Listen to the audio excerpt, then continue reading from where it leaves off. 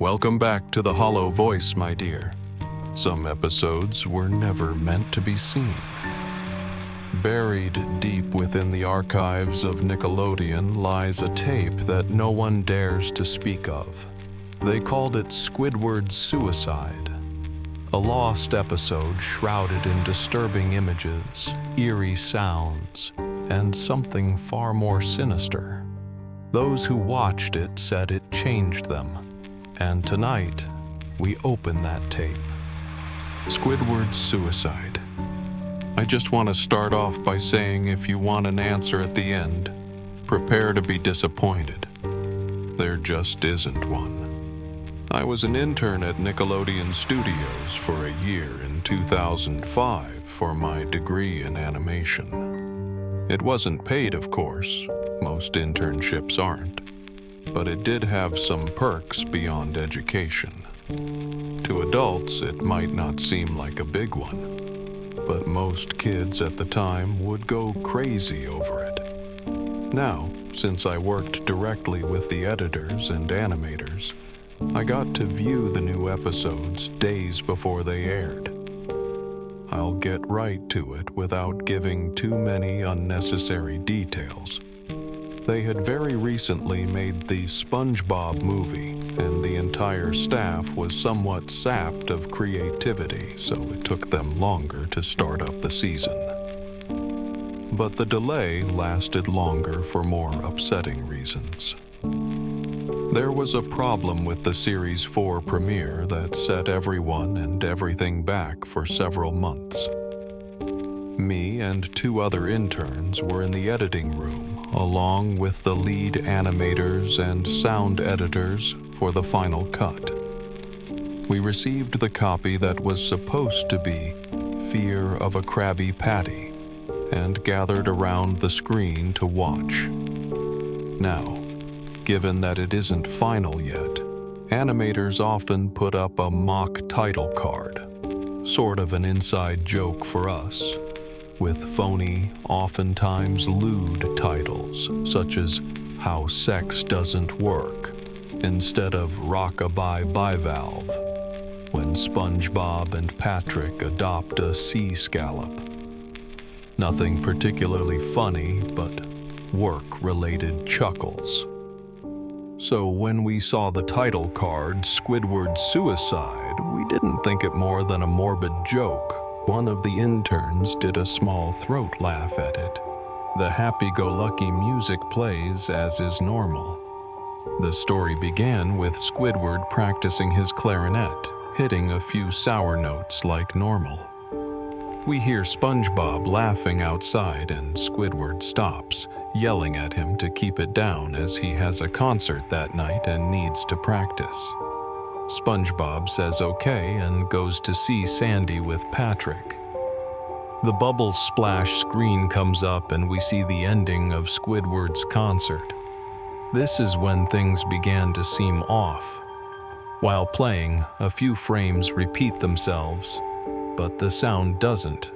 At this point, sound is synced up with animation, so yes, that's not common. But when he stops playing, the sound finishes as if the skip never happened.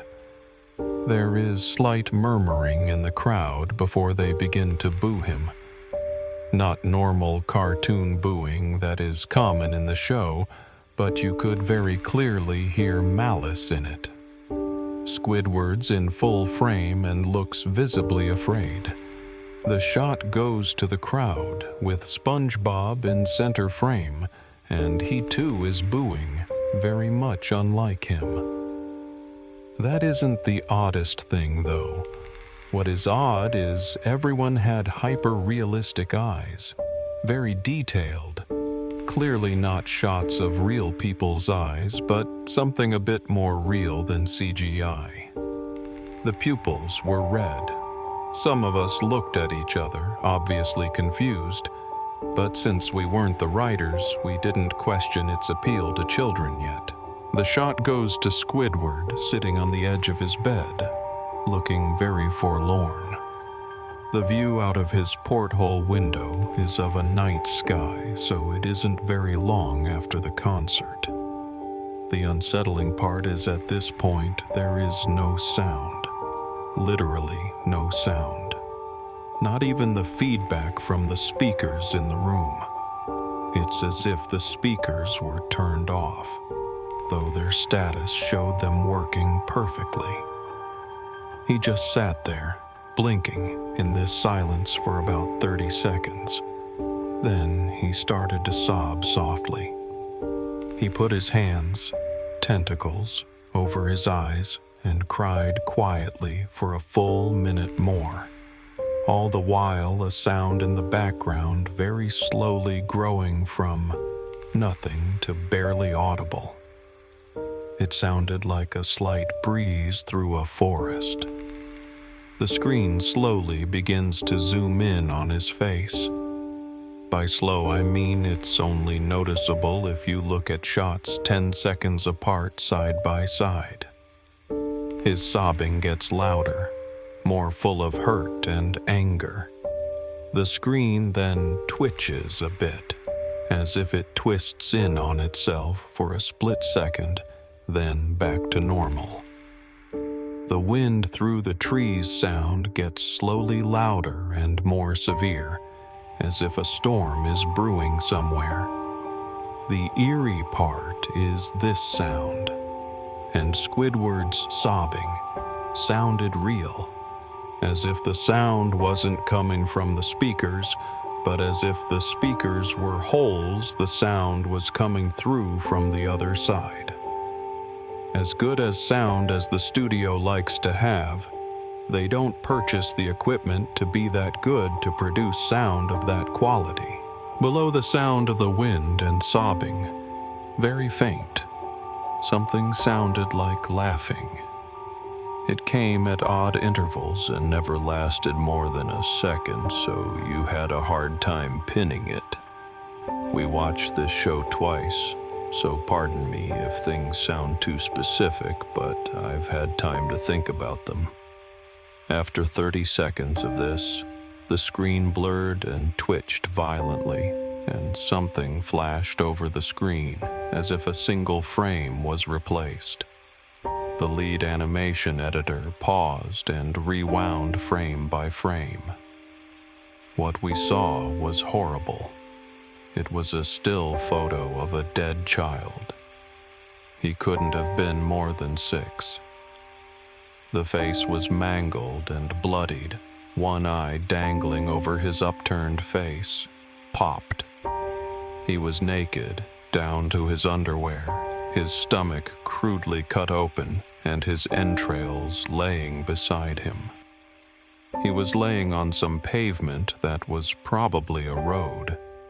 The most upsetting part was that there was a shadow of the photographer. There was no crime tape, no evidence tags or markers, and the angle was completely off for a shot designed to be evidence.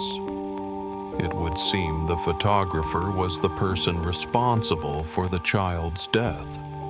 We were, of course, mortified, but pressed on, hoping that it was just a sick joke. The screen flipped back to Squidward, still sobbing, louder than before, and half body in frame. There was now what appeared to be blood running down his face from his eyes. The blood was also done in a hyper-realistic style, looking as if you touched it you'd get blood on your fingers. The wind sounded now as if it were that of a gale blowing through the forest. There were even snapping sounds of branches. The laughing, a deep baritone, lasting at longer intervals and coming more frequently. After about 20 seconds, the screen again twisted and showed a single frame photo. The editor was reluctant to go back. We all were. But he knew he had to. This time the photo was that of what appeared to be a little girl, no older than the first child. She was laying on her stomach, her barrettes in a pool of blood next to her. Her left eye was too popped out and popped, naked except for underpants. Her entrails were piled on top of her above another crude cut along her back. Again, the body was on the street and the photographer's shadow was visible, very similar in size and shape to the first.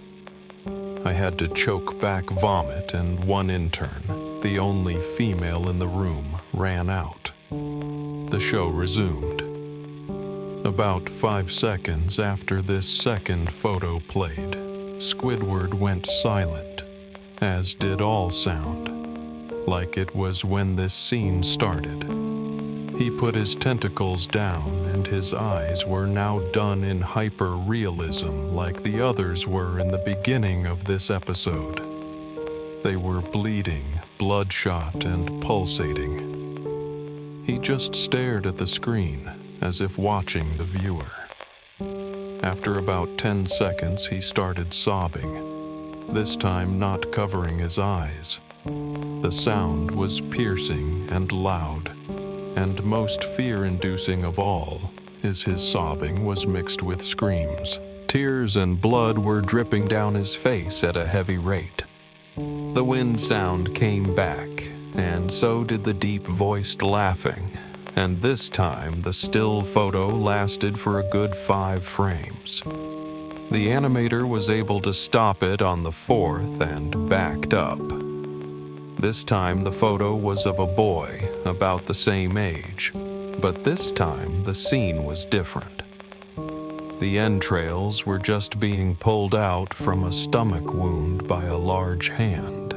The right eye popped and dangling, blood trickling down it. The animator proceeded. It was hard to believe, but the next one was different, but we couldn't tell what. He went on to the next, same thing. He went back to the first and played them quicker, and I lost it. I vomited on the floor, the animating and sound editors gasping at the screen. The 5 frames were not as if they were 5 different photos. They were played out as if they were frames from a video. We saw the hand slowly lift out the guts. We saw the kid's eyes focus on it. We even saw 2 frames of the kid beginning to blink. The lead sound editor told us to stop. He had to call in the creator to see this. Mr. Hillenberg arrived within about 15 minutes. He was confused as to why he was called down there, so the editor just continued the episode. Once the few frames were shown, all screaming, all sound again stopped. Squidward was just staring at the viewer, full frame of the face, for about 3 seconds. The shot quickly panned out, and that deep voice said, "Do it." And we see in Squidward's hands a shotgun. He immediately puts the gun in his mouth and pulls the trigger. Realistic blood and brain matter splatters the wall behind him and his bed, and he flies back with the force. The last 5 seconds of this episode show his body on the bed, on his side, one eye dangling on what's left of his head above the floor, staring blankly at it. Then the episode ends. Mr. Hillenberg is obviously angry at this. He demanded to know what the heck was going on. Most people left the room at this point, so it was just a handful of us to watch it again. Viewing the episode twice only served to imprint the entirety of it in my mind and cause me horrible nightmares. I'm sorry I stayed. The only theory we could think of was the file was edited by someone in the chain from the drawing studio to here. The CTO was called in to analyze when it happened. The analysis of the file did show it was edited over by new material. However, the timestamp of it was a mere 24 seconds before we began viewing it. All equipment involved was examined for foreign software and hardware as well as glitches, as if the timestamp may have glitched and showed the wrong time. but everything checked out fine. We don't know what happened, and to this day, nobody does. There was an investigation due to the nature of the photos, but nothing came of it. No child seen was identified, and no clues were gathered from the data involved, nor physical clues in the photos. I never believed in unexplainable phenomena before, but now that I have something happen and can't prove anything about it beyond anecdotal evidence, I think twice about things. Some tapes vanish without a trace, but the memories stay burned into the mind. No one knows who made it or why it ever existed, but one thing is certain. Once you've seen it, you never really forget it. The screen may fade to black, but the sound never truly stops. If you enjoy this story, don't forget to like, comment, subscribe The Hollow Voice. Turn on notification too so you will never miss new tale. Thanks for watching.